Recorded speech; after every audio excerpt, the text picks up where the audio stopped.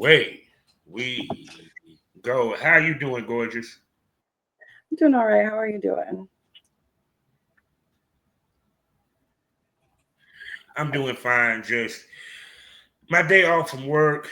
God, I was tired all day. I feel like I don't never get enough sleep. I feel you. I love sleep so much. There's never enough.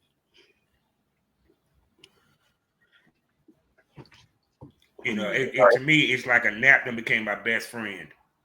I took a nap today and I knew I shouldn't have. I was like, I only have 3 hours until I need to be online, but I need this nap. And it was good. It was a good nap.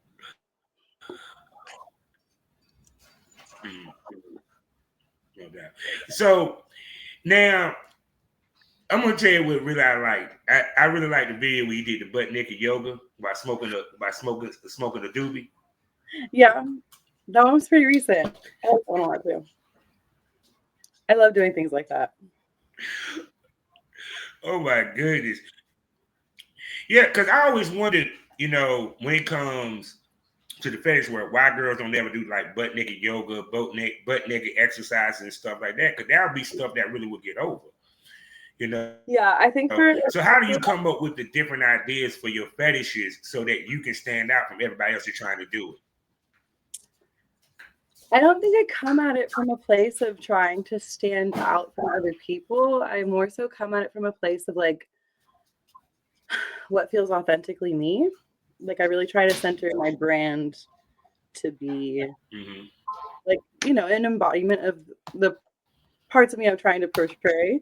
So I feel like I generally think of content from that lens, and think about like, what do I do? What do I enjoy? What do I want to make? There's a lot of things that I get excited about, and I'm like, oh, let me jot that down, or just like, have my own little session. I'm like, that was a good one. That's gonna be a scene later. I need to make that one happen.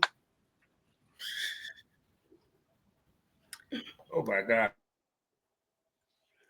And two, also, I just love your body. I just love your body. You got boobies and booby. You got curves. Were you always this confident before you got into content creation? No, not at all. I grew up I'm pretty shy still as a person, outside of content creation, but I grew up very like insecure for the most part. I always thought I was a lot bigger than I was. And then when I started kind of wanting, so my like first step into the adult world was working at a adult store, and I was working there. I'd always kind of wanted to do modeling. I'd always been like a pretty sexual person, and I'm sure you know who the Suicide Girls are, but I was like, oh, I kind of want to be a Suicide Girl, but I'll only do it when. Oh yeah. It was always like, oh, when I get skinny, I'll do that. When I get thin, I'll do that. And especially Suicide Girls. I mean, they're pretty thin, but it is a pretty Yeah. But yeah, at some point, I just said, you know what? Screw it. Like, I finally liked my body, and I was like, I'm gonna do it. And I'm so like, I've never loved my body more than I do now.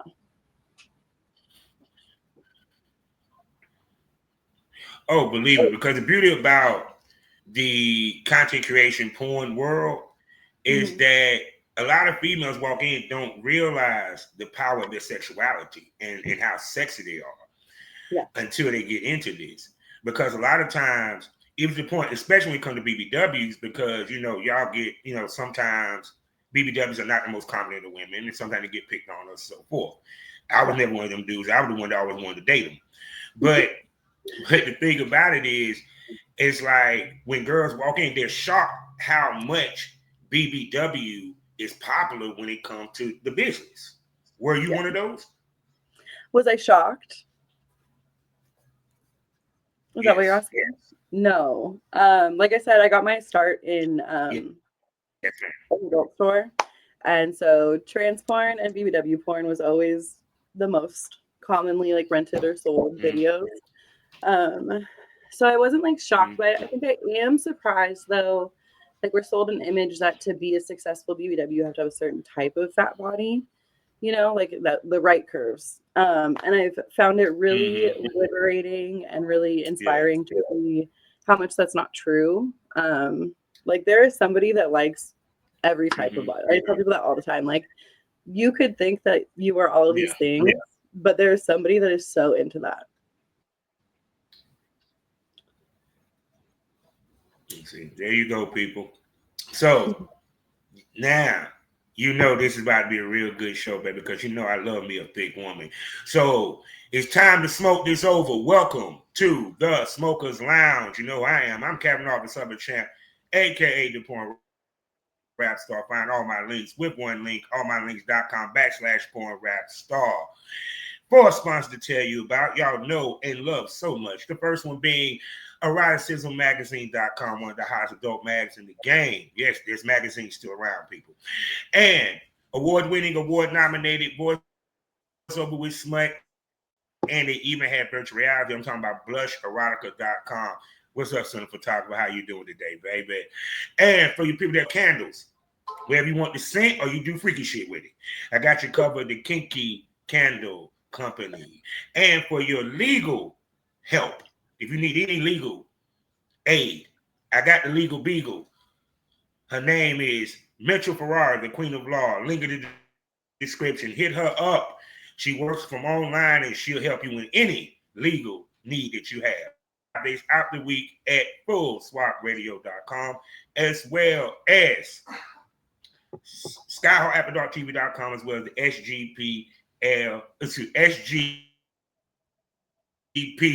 SGPradio.com. Yes, it's getting longer, ladies and gentlemen. It's getting longer. Now I got that out the way. I'm going to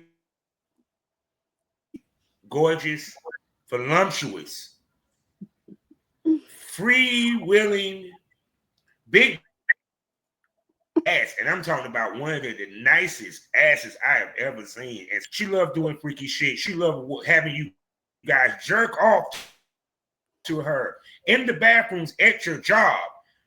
I'm going to let her introduce herself. Go ahead and tell me who you is, baby. Hi, I am Delilah Brooke. I'm a content creator and companion. Okay. So now, tell us about your content. What type of content do you do? So the fans, so the smokers can know. I know, but y'all need to know. So.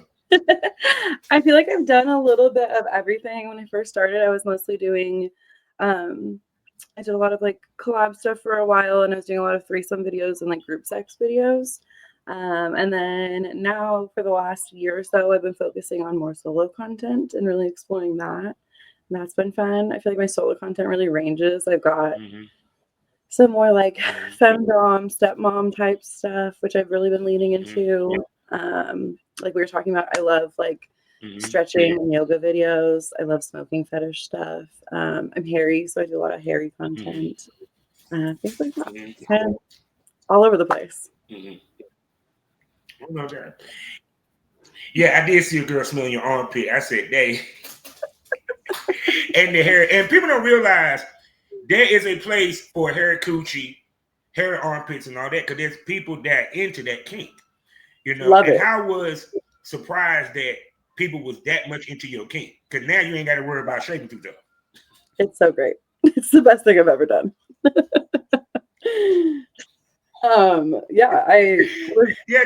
I remember.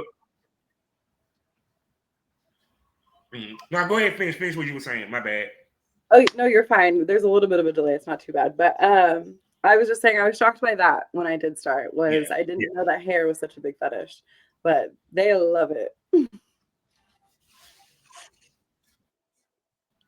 Oh yeah, because I remember I used to do some shoots where my cameraman had the girls not shave their coochie because there was fans that wanted to see a hairy bush.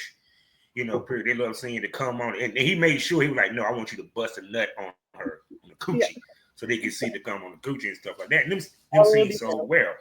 Now you said at first was you doing boy girl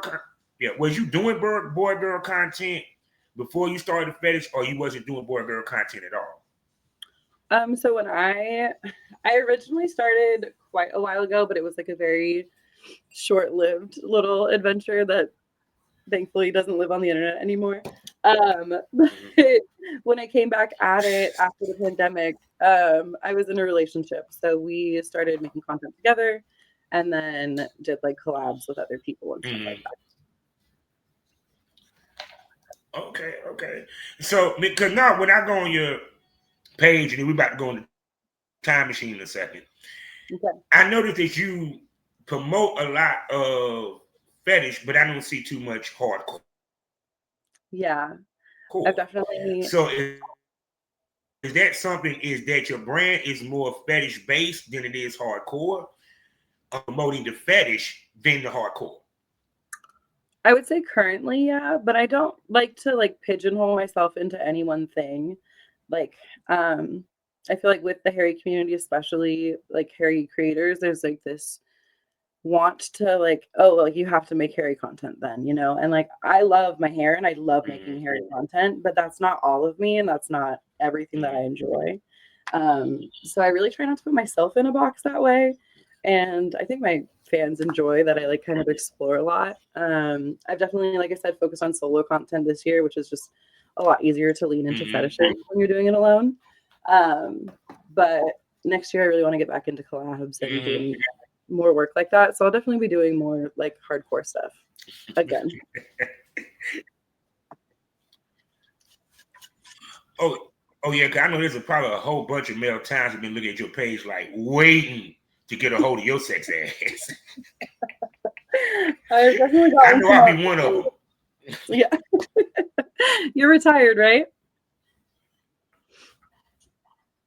Oh yeah, I'm retired, but you know, hey, the right situation will bring me back out of retirement. You feel me? She could be one at that right situation because I like what I see. So let's go back in the time machine. What got Miss Brooks into the world of adult film and content creation? Yeah, so like I was saying, I started in an adult store and that just kind of gave me my little like footing into it. And then I bartended for a really long time. That was my career.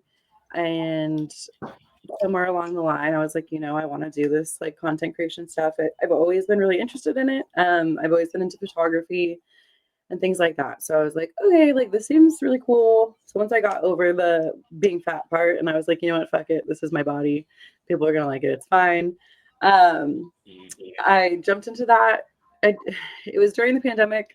I had moved from California to Chicago in the middle of the pandemic. And then I had bartended when everything reopened and then everything closed back down again. And I had the space finally. I was in my own apartment and I said, you know what? It's time to really do this. I've got nothing else going on. I can't get help from the state because I just moved. So I said, time to rock and roll. Let's figure it out. So that was that. Oh, no doubt, no doubt. So now at first you said you was filming with your boyfriend. Let's go back to the conversation where y'all decided to open it up for other people to come in. How did that conversation start? I think that was always part of the plan, you know. When we first started dating, we were both polyamorous. So it wasn't like a big, like a crazy idea, you know. Okay. And then yeah, I had always wanted to make. I really love group sex. That's definitely one of my like personal kinks. So that was a big thing that we wanted to do. So yeah, the more the merrier. That's what I say. Oh my God.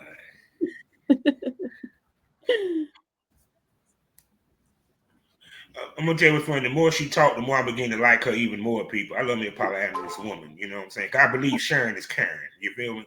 So, right. We only got one. How did you go about finding your first collaboration? You only got one life. You better enjoy it. Exactly. So I'm trying to think back. This was a while ago now, so I'm like, but no. So I think the first one that we actually went through with and did was actually with this. I guess it's not really a collab, but I worked with a studio with Naughty Natural, and we did do like I did a paid shoot with them, but they also do like trade work with models sometimes. So we did some trade work during that, and then I was living in Chicago at the time, but had to come out to California for that. So we just kind of turned it into like a little mini tour and did a full loop and met creators wherever we could. But at that point, I was pretty active in the hairy community. So we had like, we have networking groups and stuff like that. And I had reached out to people that were part of that I wanted to work with, and then had some really good collabs through there. Oh my goodness. So shoot, so you speaking of the hair community, how connected is the hair community? Because it seems like y'all really are more connected than that of other communities within the porn. I would definitely, from like what I've seen, agree, but I don't really know because I haven't really been in other spaces that much. I'm definitely not as active in the hairy community now either, so I don't really know what that world looks like right now as much. I could pop in every once in a while, but kind of been doing my own thing. But yeah, it is pretty tight knit. I do feel like there's a lot of camaraderie and like solidarity within it. Being hairy online definitely comes with its own interesting experiences that you can like, it's nice to be able to have community to share that with. No doubt. So like you said, you stopped for a minute, then you came back into the game and you started doing more fetish. So for you, because actually, to be honest with you, it's, in my opinion, it's setting up for her to have a good run with the adult film industry as far as with the boy-girl content, because now you kind of built up a wanting for it for them seeing you doing solo content. So for you, one, how often do you film your solo content? And two, how much toys do you have in your stash? And which is your favorite toys to use? I have quite a collection now, for sure. I always laugh when I go travel and I have to like bag up all of my toys to bring. I never bring all of them, but I'm always like, oh, TSA is going to have a blast with this one. But yeah, my collection's pretty big. I do have, what's my favorite toy, is that we said? My rose toy. It's so classic, but it's so good. Either a rose toy or a wand. I also love a sex machine just because hands-free is great. But yeah, those are probably my favorite. I think you have one. I saw the sex machine. That I had to take a good long look at that one. I was like, oh my god, that pussy fat in the Oh my god. So do you squirt? Lots. Yeah, that is like a prime focus of my content. Yeah, I kind of figured that. Oh my god! And how bad do you mess up things when you squirt? It depends on the situation, but I have been known to leave some soakage for sure. Whenever I travel to hotels and stuff, I always bring like carpet cleaner and like a towel with me. Just clean up what I can. But yeah, it definitely gets a little wet. When I was in a relationship, especially, we did so much laundry, and I still do so much laundry. But yeah. Oh my god, I would have loved to work with you. I love a woman that squirt like that.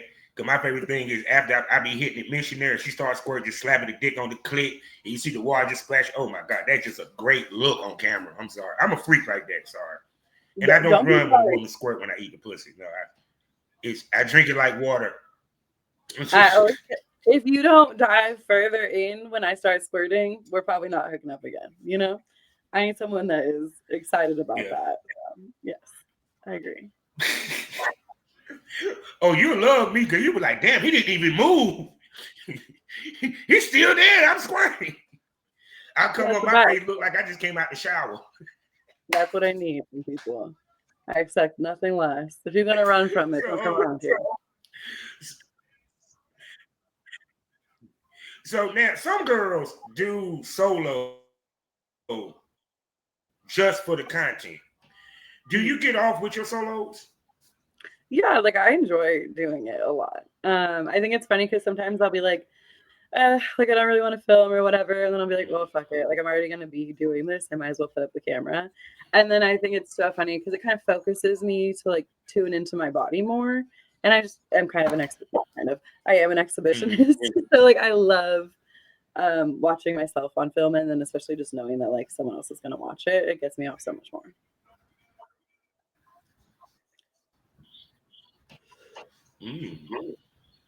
Yeah, I mean, like, but so now you said that. Well, we gonna now you said that you look jump into boy girl content, do some fuck scenes and stuff like that to add to your repertoire and everything. So with that being said, it's time for the fun questions, ladies and gentlemen. So let's go. Do Delilah Brooks look to do anal in her run? I would love to one day. I admire the anal queen so much, but the way my tummy is set up, it's just such a like it's such a hard thing to plan. There is so much preparation put into it. Like to do it on camera, it would have to be something that I did with somebody that I trust a lot.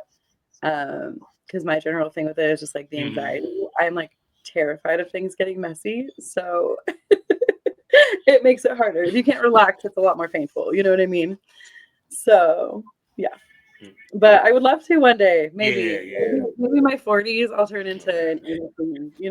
We never know. Nothing's off the table. Not anytime soon. Oh, I feel you. Oh, well, in that case, then are we interested in doing a gangbang? That's something gangbang or blow bang? Those are definitely things I would want to do. They're just a lot harder to coordinate. Like I'm fairly selective about just working with people that I vibe with, and the more people you add to that, the harder that gets to. But yeah, definitely someday that is on the ultimate fantasy list. That's like my gangbangs are one of my personal biggest fantasies, so it has to happen at some point. Yeah. Told you the more the merrier. I'm sorry, people. I got to mention this. Just the way she's looking at that camera. Damn, I see why she made money with the damn motherfucking solos. She just know how to work the camera naturally. Just naturally, people. I'm sitting there looking at the motherfucker like, God, she's so goddamn sexy. It makes no fucking sense. No, I appreciate you. I'm blushing. Oh my God. So now, okay, for you, what would be the perfect gangbang, and what's the turn on for the gangbang? That is such a hard question. I don't love I'm pretty specific about what degradation I enjoy. So I would want it to come from more of like a praise worship angle, I think, ideally. But yeah, I don't know. I haven't really thought about the specifics too much of like what's the ultimate. Well, I will say I would love like a kind of gender fucked gangbang, just have like everybody, all types of genders in there would be nice. But yeah, I haven't really thought too much. We can do a couple different combos if we're lucky. That's the goal. But yeah. So what's the number of dicks that you can handle in a gangbang? You think you can handle in a gangbang? That I think? I think for a camera. What you think? I think anywhere between like 6 and 10 would be ideal. Me personally, from the energy that I'm getting through this camera, you can do 12 and knock it out. I love because certain girls, I can get the energy of their sexual, they sexual savagery. That certain females, when they get into that position, they just become beasts and savages. And you seem like to me, if you got in the middle of a gangbang, you will wear these dudes out. Yeah, I always used to say like sex like that makes me like no thoughts, just holes, in like a good way of just like that is all I want, and it's such a good mental space for me.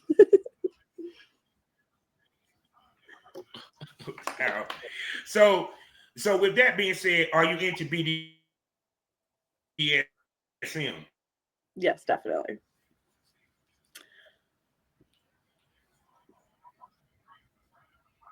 Okay, so tell us about your BDSM. What are you into? What turns you on?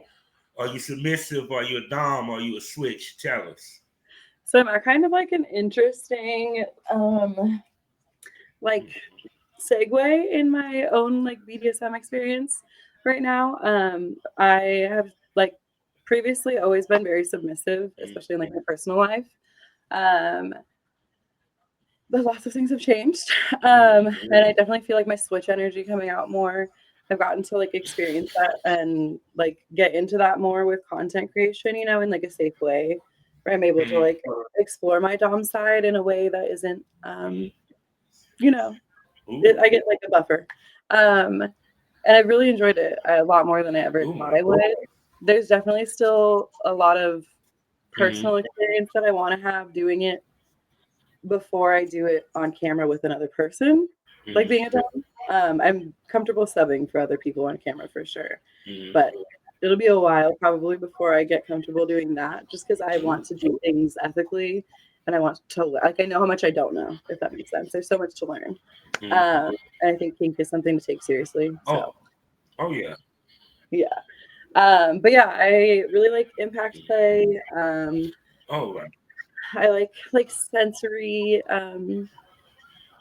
deprivation and like overstimulation a lot, orgasm control and denial, things like that. I love bondage.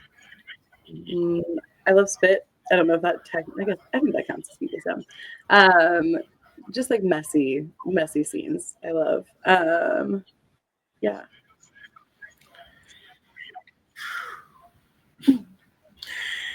Yeah, she gonna make me come out of retirement. She just speaking to my heart right now. I already find the sex is fucking in. She just into everything that I'm into. I'm like, and you say you single?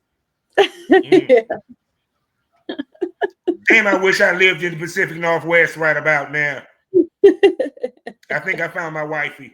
Now, so now when it comes to finding male type to work with, you know what I'm saying? Because you pretty much we can say that you're pansexual. So when it comes to male talent, because that's a little bit different than anything else. What do you look for? Attractability, fuckability. What else they got to bring to the I table? think I'm usually a lot less concerned with like how personally hot, or I mean, I definitely want to be like attracted to the person, but I'm more worried about professionalism and respect. And there's a lot of the hard thing with doing collabs now is that most people are pretty independent, which is great and I love it, but it means there's a lot less oversight. Not that there really was with studios, I feel like, but there's a lot of people that are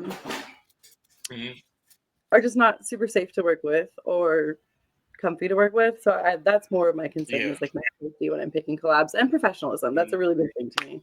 Like this is a job, so that's definitely something that I look for more. Is like who's taking this seriously. Now let me ask you this. Does it matter? Let's say you get a guy that hits you up and you don't see no BBWs on his page. Does that make a difference? Yeah, for sure. Not that like I think you have to, right? Because like sometimes it just hasn't happened. There's a lot of there's so many people that I am into that are not represented in my catalog, catalog yet, just because of like numbers, But it definitely makes me have to go into it questioning things if I don't see you, working with fat people at all. Then I'm like, okay, so how do you feel about me? You know what I mean? Or at least like supporting fat creators. So you don't have to work with them, but there's definitely a lot of telltale signs, when you can tell that people just like don't associate with fat people. But I noticed pretty quickly that I'm like, okay, noted.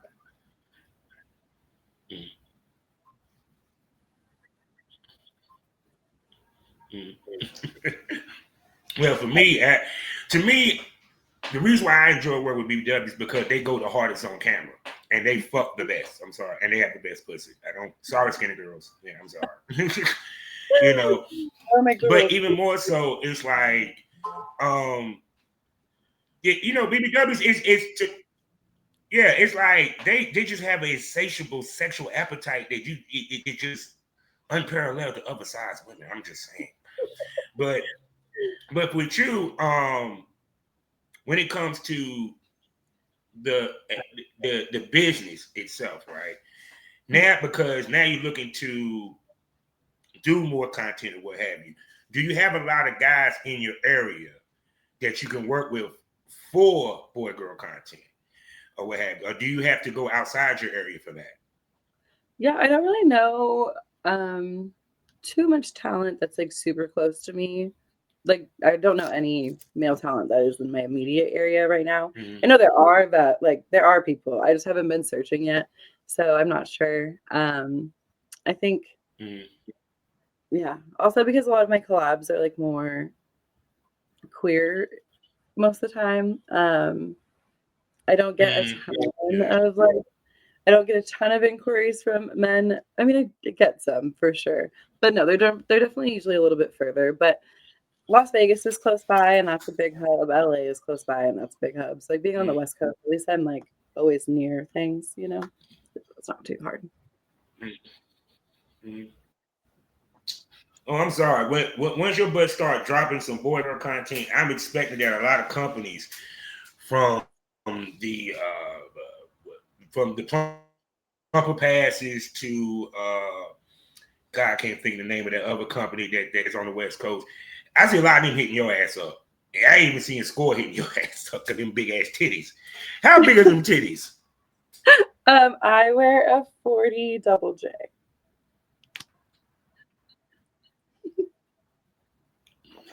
Nice. Yeah.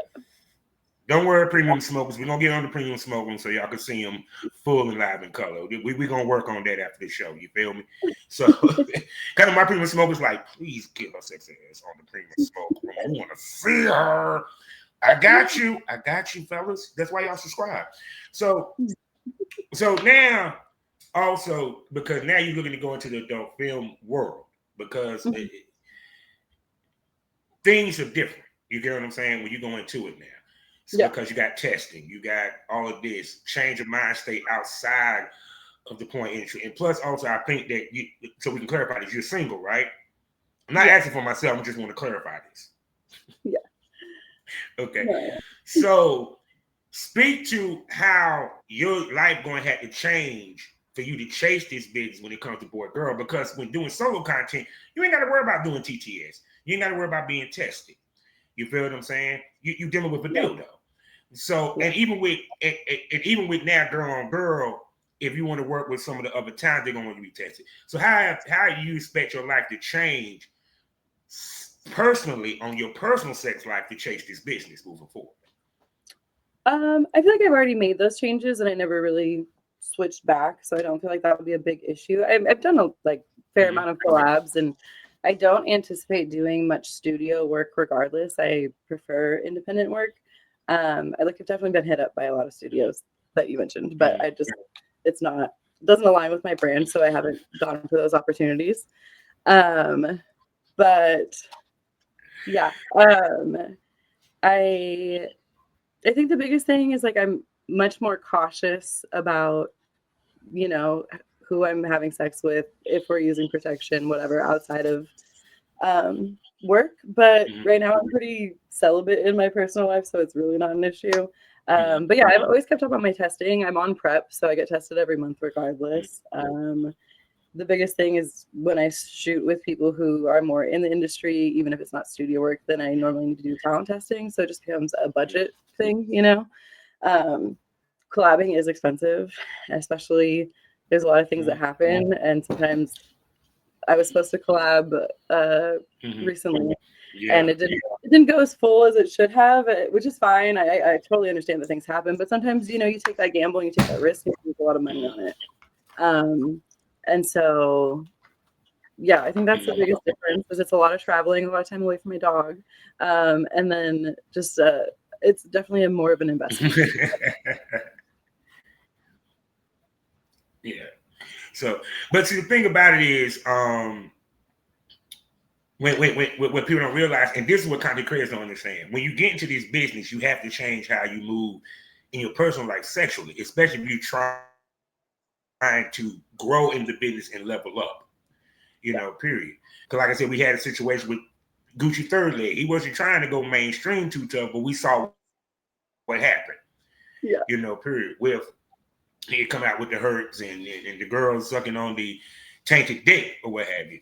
Period. So when it comes down to it, when how can I put this?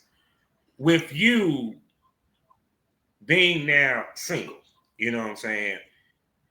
When it comes to the dating life, how much has people look at you a certain way because you do content creation? That has been so hard to navigate, actually. I cannot lie about that one. It's just one, when I'm on apps, it became a question of like, well, how big do I think I am? Do I use my performer, like my stage name on apps now? Do I, integrate this way? And that comes with like pluses and minuses, right? Like now, because I do use my stage name on dating apps, whenever people want to see my social media, I have to like, oh, hey, here's everything. And like, I have no shame in that, but it definitely changes the way that somebody treats you or can, But I think it's a good litmus test, like for if I would want to date that person or not, because if it does change how you view me, then we're not going to work out, Yeah. Yeah, because that's why a lot of times porn stars date swingers, poly, you know what I'm saying? Because even outside the porn, you're poly. Yeah. So any dude that deals with you has to share you, no matter how he's skinny is it. So in actuality, it takes a man that really loves you to, you know what I'm saying, and also understand the lifestyle to even date you or what have you. Period. Because the biggest mistake the girls make when they get a man, they change how they move, and then they wonder why the money ain't money no more. Because you put a relationship over your career, which in my opinion, you should never fucking do. I don't give a damn. I agree. I could not agree more. Yeah. Yeah, no, it definitely changes. So for you, no, go ahead, finish. I'm sorry. No, you're fine. I was just saying it definitely changes things about how I approach people and, how they approach me mostly.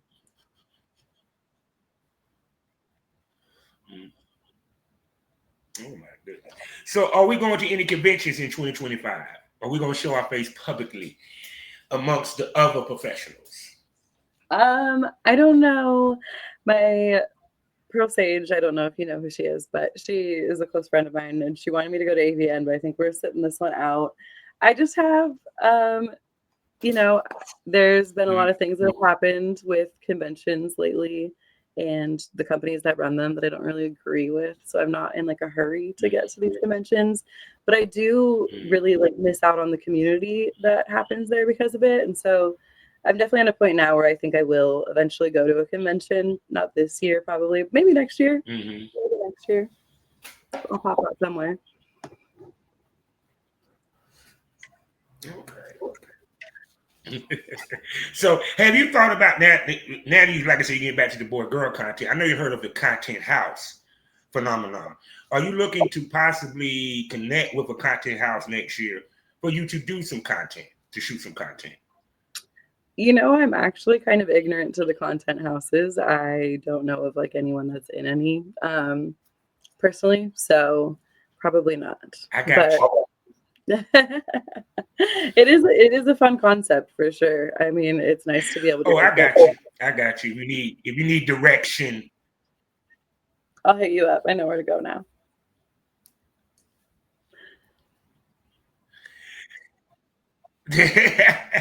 No, because what a lot of girls don't realize, when you do a content house, especially the right one, you're dealing with people that's already tested and they're professional. Plus you're dealing with other producers that are professional. So iron sharpens iron. Period. And like I said, that gangbang, you might be able to pull off. You know, because I don't see how any dude that will see you in that house would not want to shoot with you. You know, so content houses is good. Good to do because they're able to get a lot of content within a short period of time.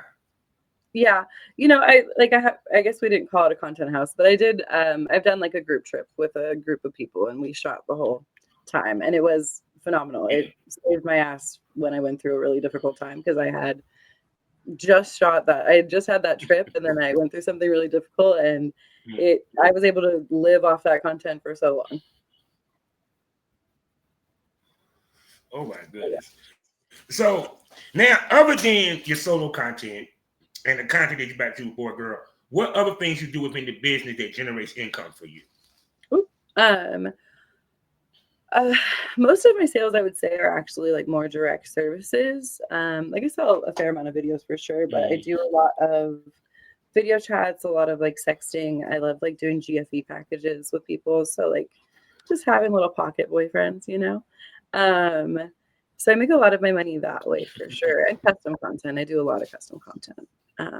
Those are definitely my bigger things. And then I do full service also. So shoot. So what's some of the how wild the custom requests get for you? Insane. Absolutely insane. You cannot make this stuff up at all. It's very entertaining. I mean, A+ to them for creativity, you know. Sometimes you'll get people they'll just send you a novel and I'll literally message them back and be like, you have to pay me to read that. There's no way. That is a full script. Oh my god. Yeah, they do get wild with them custom videos. I ain't even gonna front. I even had a couple of custom videos that I turned down. I was like, I can't do that, man. They're just too crazy. I'm like, no, it's just certain things I just don't agree with morally. Exactly. Me too. There's a lot of things I don't agree with. I won't do any race play stuff. I have my boundaries, you know what I mean?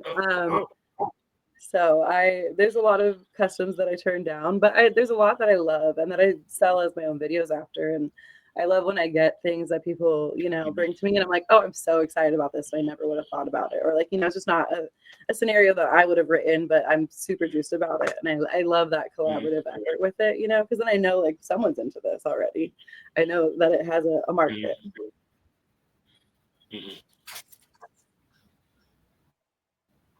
No doubt, no doubt. Now we're gonna go into this a little deeper when I bring it back with the premium smoke room, because that's more for premium smoke room. But when did you figure out you were polyamorous?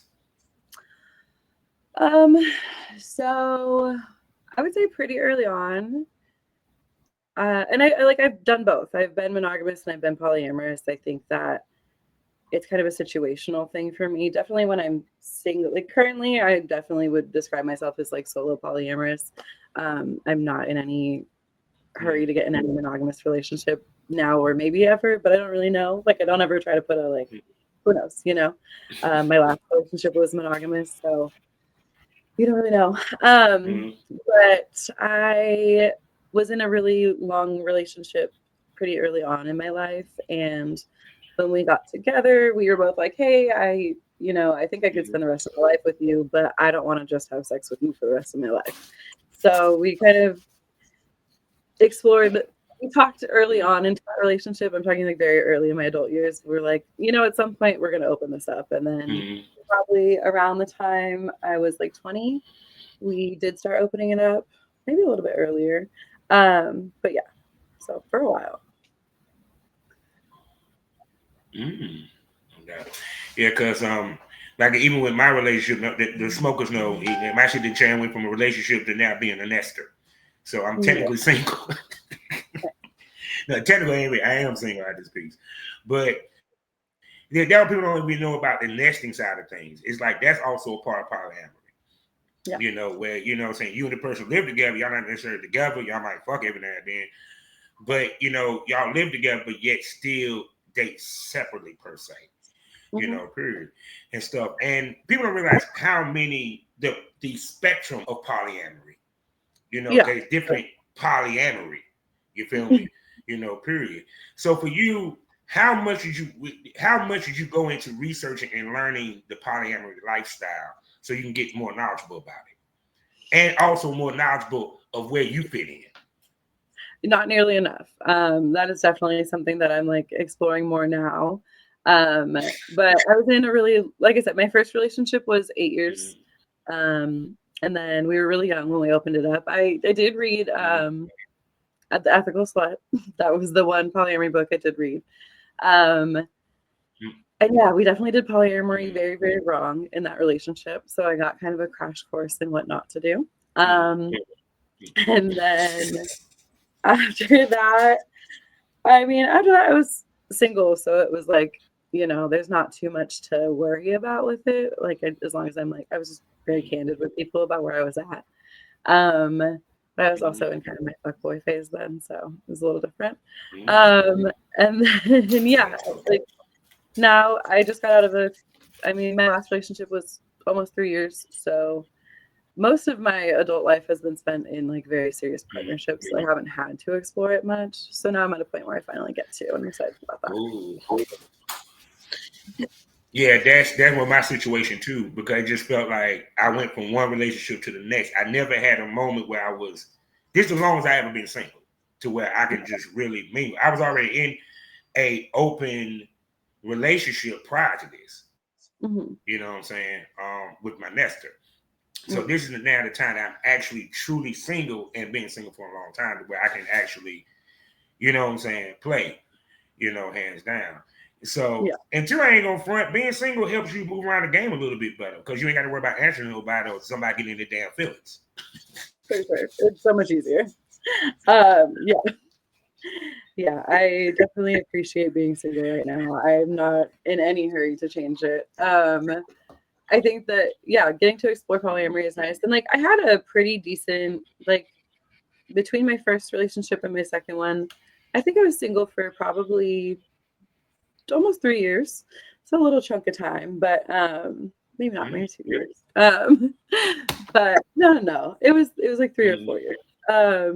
But yeah, I didn't like, I wasn't really concerned about what I was doing. I was just having fun during that period. Now I'm like, okay, how do I want to go about this? So now, because like I said, the hell? Oh no, I was closing some pages as this was going there. Where I know y'all were like, what the fuck is he talking without talking? I'm like, no. I was doing editing work at the same time, people. I multitask when I do these things. So you were editing at the same time. That is beyond impressive. I could never. Could never. Oh no! Trust me. People don't realize, even though I'm in podcasting, it's a lot of work. It's no different than when I was doing porn. I'm like, damn, I got to find the time just to enjoy life. You do so much. People don't realize when you do this, especially when you're by yourself. Yeah. Yeah. I was watching I watched your the episode you did with Kate Freckles when I was, researching, and you were talking about having a job too, and I was like, wow, you put out so many episodes a week. You are doing so much. Kudos to you for sure. Yeah. No, like just recently I had an argument with a model about how I release my stuff. I'm like,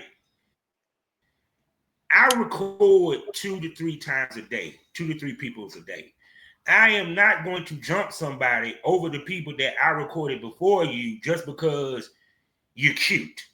No, it's the way I do my business. I post the videos based on the order that I recorded people. Sorry. Especially if I got to sit here and upload this shit, I'm gonna do it my way. Fuck you. But with you, how much time you have to take? Because one thing is to film, but now we got to edit. Now we got to make trailers. Now we got to. How much time does that take for you? So much. That is like my biggest struggle. I cannot wait for the day where I can just hire an editor. I will be so happy. I love editing. It's fun sometimes, but it's just so tedious and it takes so much time.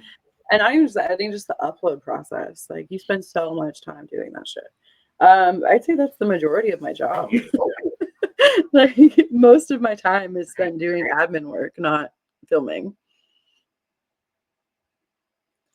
it's not nearly as glamorous, I think, as people try to make it look sometimes. Oh no, people really that's the unpretty work. See, y'all see the finished product. Y'all don't see the hell they got to go through it to make it finish. You know what I'm saying? You know, period. Now, also the other thing I want to, people think filming solos is easy. You know, period. How much work it goes to filming a solo? I think that there's pros and cons to both, right? Like when I'm filming group content, like it comes down to, you need more angles, you need more cut scenes, you need more whatever, and you need more communication, and like preparation. Like for group shoots, I'll write like a whole shot list out and stuff. And so I don't have to do that with a solo shoot really, because me, myself, and I can tell myself in my head what we're doing. But what really becomes the struggle is like, okay, I have to frame myself. I have to like, did that happen? Did I get that correctly? Is that the angle I wanted? Setting up my angles is like setting up your lights and your angle and like making a set really is like the biggest hurdle with it. Once I get going, it's pretty easy to do solo work. I feel like I just kind of get into a character with like role play stuff. A lot of the times I'll have like a concept of a script, but loosely, and then I just kind of like let my brain have fun with it, which I really enjoy. So I'd say that part's easy, but like, yeah, setting up your own angles is so difficult. Making sure that you're getting everything in frame, making sure that it's, parallel. I don't film with my glasses on normally because of the reflection, but that means I'm fucking blind. So I just have to be like, looks good to me. Hope so, And I mean, I'm pretty good at it now, but it's definitely hard. Having a videographer is the biggest difference. Yeah, because I ain't even gonna lie, I must give you props because y'all know how hard it is to film with a fuck machine, and aiming it right. So I love my fuck machine so much. I hate filming with my fuck machine so much. It's such good content, but it is a workout and an Olympic sport every time. Yeah, because how many times they missed the hole to hit you because you moved. Yeah, well, not just that, but like if you need to like move the camera or cut the scene, like now I have to like get off the dick, get back on the dick, make sure it's in the right spot, make sure it doesn't move. They're never as like sturdy as they really should be. They're always like slipping and sliding. And then like I squirt, so then I'm pushing it out at the end, and then it like is blocking the view of everything happening. Yeah, I've gotten really good at one of my favorite weird talents that I've picked up is I can almost fully operate my camera with my toes. Because sometimes you can't move the position. I need to keep in the same position. So I just, gotta get creative. That shows you how skilled she is, ladies and gentlemen. She worked the camera with her fucking toes. You gotta do what you gotta do. I love it. Oh my God, I love it. So people, look, I done held this lady up here for almost an hour. And we ain't even touched the surface. I got to say something for when I bring her back. So I got to ask her the $1 million question. We already know the answer, but I got to ask anyway for y'all. Miss Delilah Brooke, can I call you a smoke buddy? Yes, definitely. She say no more. She'll be back here on the Smokers Lounge. And for my premium smokers that have been screaming subliminally in my head, she will be coming to the premium smoke room. That's right, people. On Loyal Fans. So y'all might get to see them big, beautiful titties and that booty of hers. It gets more provocative. It gets more wild. It gets more unpredictable. It gets more crazy. You see, she give me a little preview of what she might do. The tits come out. The dildos might pop out. Conversation becomes saucy. But you don't know unless you subscribe. I'm talking about 6 premium podcasts for you to enjoy, plus special event episodes, which I call VIP Smoke Room. And maybe once or twice a month, I go live from the VIP Smoke Room on X, and maybe we can get her live on X one of these days as well, so she can jiggle them titties and y'all can see them nipples live on X. You feel me?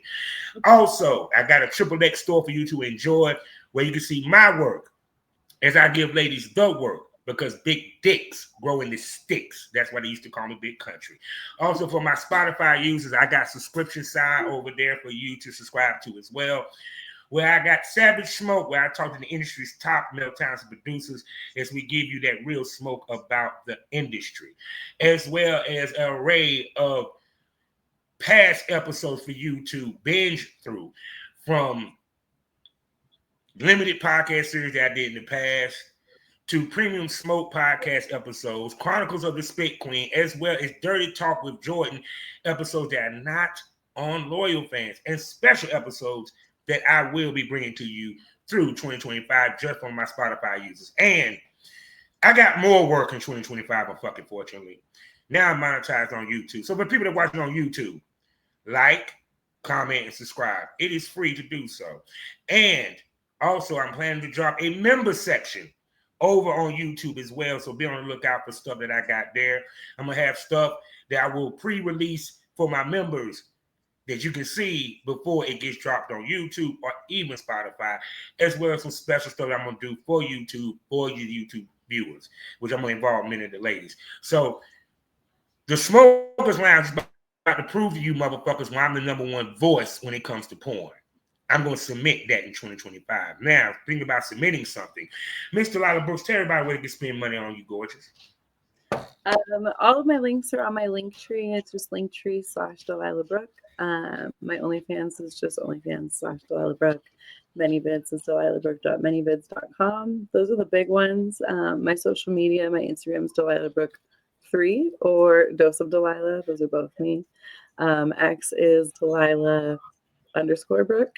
And yeah, those are the big ones. Everything else is on my Linktree. That's where you can find. There you go. So go to that Linktree and go find and spend some money on it. And I know y'all enjoyed looking at her as much as I had, because man, I just love the way she was looking at the camera. I'm like, girl, I want to come out of retirement and shoot with your sexy ass. My God, boy, the scenes I do with you, your sexy monkey ass. Oh shit. So now, smokers, what did you smoke over? What did you learn today? Well, you learned that this business, you learned the side of solo content creation certain way. It is not easy to do. It's a lot of work. Just because someone's filming with themselves doesn't mean that it's easy, period. And also solo content is a way for ladies to bridge the content when they're not able to film with a guy or a girl or transgender or whatever or other human being. They use this for their fans to bridge the gap, period. Solo content creation is an important part of porn. I just think it can't be the only part that a female does. That's just me, because I believe in variety.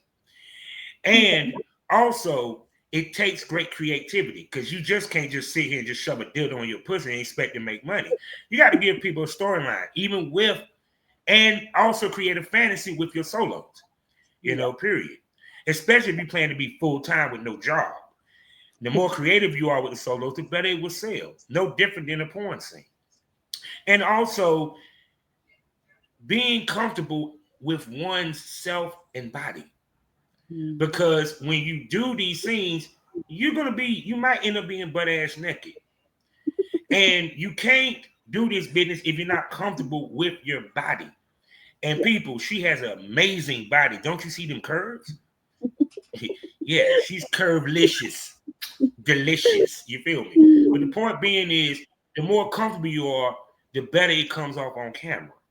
Yeah. So what you're learning is that a lot of ladies have to learn to be comfortable with their body first before they can be comfortable with doing the business. Because if you're not comfortable with who you are, you can never be truly free mentally. And you can never really have fun with this business. So I hope y'all learned something. I hope we taught y'all something. I call it edutainment. I'm educating you as I entertain you. And trust me, please tune into the Premium Smoke Room when I bring her sexy ass over there, because y'all going to be very entertained, as we said. So with that being said, how we end these things all day, every day. Life is a learning experience. What's the point of the experience if you haven't learned anything? Smoke this over. Say goodbye to Miss Brooke. Bye. Thank you so much for having me on. Bye.